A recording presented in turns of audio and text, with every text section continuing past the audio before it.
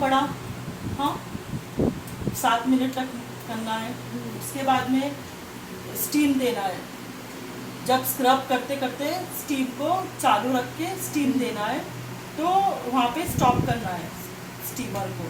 Steam देने के बाद में एक 2-3 मिनट तक स्टीम देना है, उससे ज़्यादा नहीं। अगर कस्टमर का ज़्यादा मतलब रफ स्किन है, एकदम टेक्सचर स्किन है और उसको बहुत ज़्यादा ब्लैकेट्स भरा है, तो उनको 5 मिनट 10 मिनट तो देना ही है स्टीम, क्योंकि ओपन पोर्स होने के लिए टाइम लगता है इसीलिए।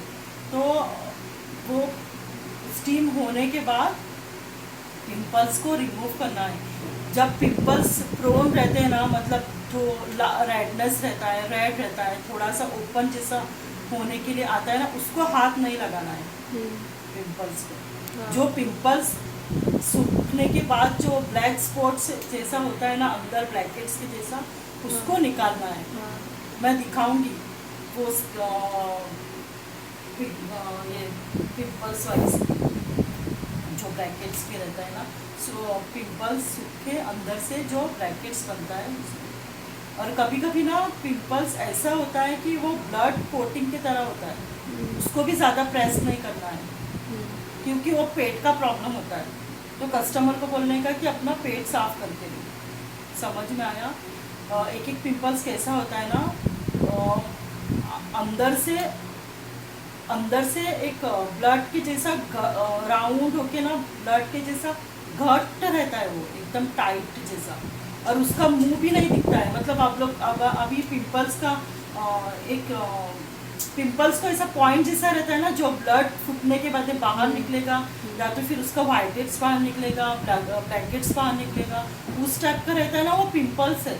और जो एक एक बार क्या होता है, ब्लड कोटिंग के जैसा होता है, उसको हाथ नहीं लगाना, उसको प्रेस नहीं करना है, उसको वैसे ही छोड़ना है, क्योंकि वो ना फिर बाद में स्कार हो जाता है। उसको प्रेस करने से वो निकलेगा नहीं, सिर्फ ब्लड निकलेगा उसमें से, और वो पूरा ना दाग जो रहेगा ना, वो 6 महीने तक नहीं निकलेगा। समझ में आई बात? उसको कभी हाथ नहीं लगाना है। तो कस्टमर को बोलना है कि अपना पेट साफ करके दो, पानी ज़्यादा पियो। वो पेट के गर्मी से हो जाता है कभी कभी, पेट की गर्मी से, या तो फिर कुछ स्किन का इश्यूज है, तो हार्मोन्स के वजह से स्किन का प्रॉब्लम स्टार्ट होता है। समझ में आए? तो ऐसे चीज़ों को हाथ नहीं लगाना है। और जो गीला होता है ना पिंपल्स, उसको भी नहीं, जो एकदम स्किन बोन्स होती है ना, उसको भी नहीं हाथ लगाना है। अब ये जो वाइट स्पॉट्स हैं, ये जो वाइट हेड्स और ब्लैक हेड्स, उसको निकालना है जितना होता है। ज़्यादा भी प्रेस नहीं करना है, जितना निकलता है उतना ही निकालना है। अगर जो चीज़ नहीं निकलती है उसको दबा के नहीं निकालना है, क्योंकि वहाँ पे बाद में ब्लैक स्पॉट हो जाता है। इतना पार्ट, ये पार्ट गंदा लगता है, फिर नोज़ के ऊपर अट्रैक्शन है हमारे फेस का, तो इसीलिए उसको ये चीज़ को दबाना नहीं है, जितना निकलता है उतना निकालना है ब्लैकेट्स रिमूवर से। समझ में आया? तो वो हुआ। फिर ये पार्ट पे यहाँ से ना निकालना है। समझ में आया? मालूम है ना, यहाँ से निकालते हो ऐसा करके। हाँ, और यहाँ पे ज़्यादा खींचना नहीं है, वो स्क्रबिंग से थोड़ा सा निकल जाता है, थोड़ा स्लाइटली करके निकालना है ब्लैकेट्स रिमूवर से। मैं दिखाती हूँ ब्लैकेट्स रिमूवर से, ये वाला पार्ट ऐसा यहाँ से इतना स्लाइटली निकालना है। और ये नोज का पार्ट यहाँ पे भी होता है, कभी इस पार्ट पे भी होता है। तो यहाँ से थोड़ा सा ऐसे इस तरह से खींचना है, ज़्यादा ऐसे दबा के नहीं करना है, ऐसे प्रेस एकदम नहीं करना। समझ में आई? फिर ये हुआ। फिर उसके बाद में टोनर यूज़ करना है, स्प्रे करके।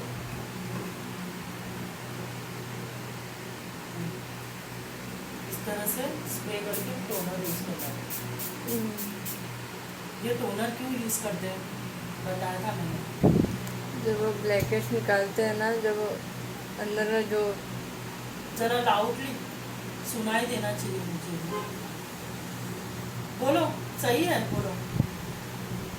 जब ब्लैकेट्स निकालने के बाद वो अंदर सब ओपन पोर्स ओपन होते हो हैं। जाते हैं। हाँ, जब हम लोग स्टीम देते हैं तो वो पोर्स ओपन हो जाते हैं, इसीलिए हम लोग को वो ब्लैकेट से व्हाइटेड्स निकालने के लिए आसान हो जाता है।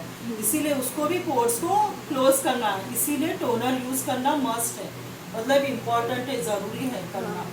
तो टोनर यूज़ करना है। तो टोनर यूज़ करने के बाद में थोड़ा सा ड्राई होने के लिए छोड़ना है 1 मिनट तक। और ड्राई होने के बाद और एक बार प्रेस करो, फिर उसको ड्राई होने के लिए छोड़ो। और क्लीनअप में एक 5 मिनट का मसाज देना है। मैं देती हूँ, कोई कोई देता है, कोई कोई नहीं देता है, तो मैं देती हूँ। तो क्लीनअप के लिए जो हम लोग का मसाज जो क्रीम होता है ना, वो वाला, ये वाला दे सकते हैं। ये डॉक्टर राशिद का है, स्किन वाइटनिंग क्रीम है। तो जो भी मतलब क्लीनअप स्टार्ट करेंगे ना, किसी को वाइटनिंग का चाहिए होता है, किसी को फ्रूट का चाहिए होता है, मिक्स फ्रूट का, किसी को ऑरेंज का चाहिए होता है, किसी को चॉकलेट का चाहिए, किसी को बायोटिक का चाहिए, किसी को गोल्ड का चाहिए, डायमंड का चाहिए, पर्ल का चाहिए। तो वो हिसाब से अपना किट लेना चाहिए। समझ में आया?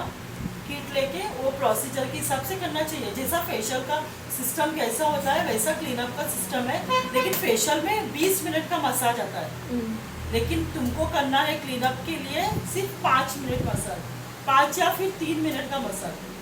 अगर अगर कस्टमर को उनको ये हैप्पी करना है तो उनके लिए 5 मिनट का मसाज देके उनको थोड़ा सा इसी में रिलैक्स दे दो। समझे? थोड़ा रिलैक्स भी हुआ और ग्लो के लिए भी अच्छा होगा। समझ में आया? तो ये चीज़ करना है। ये होने के बाद में मैं क्रीम को नहीं निकालती। अगर स्किन का टेक्सचर है, स्किन प्रॉब्लमेटिक स्किन भी है, तो उसको मसाज क्रीम नहीं रखना है, रिमूव करना है पानी से। रिमूव करके फिर बाद में आप क्या करो, मसाज पैक लगाओ। मसाज पैक लगाना है, ये निकालने के बाद में पैक लगाना है। फेशियल किट में क्या होता है, जेल भी होता है। अगर स्किन ज़्यादा ऑयली है या तो फिर ज़्यादा पिंपल्स है, तो उसको मसाज क्रीम से नहीं करना है, जेल से करना है। सिर्फ जेल का 5 मिनट का मसाज देके पैक लगा के छोड़ना है। पैक 15 मिनट छोड़ो ड्राई होने तक। अरे एकदम से ड्राई मत करना, थोड़ा सा स्किन थोड़ी टाइट लगने लगेगी तो निकाल दो 10 मिनट के बाद। समझ में आया? तो ये था क्लीनअप का सिस्टम। याद रहेगा? हाँ। और समझाना पड़ेगा?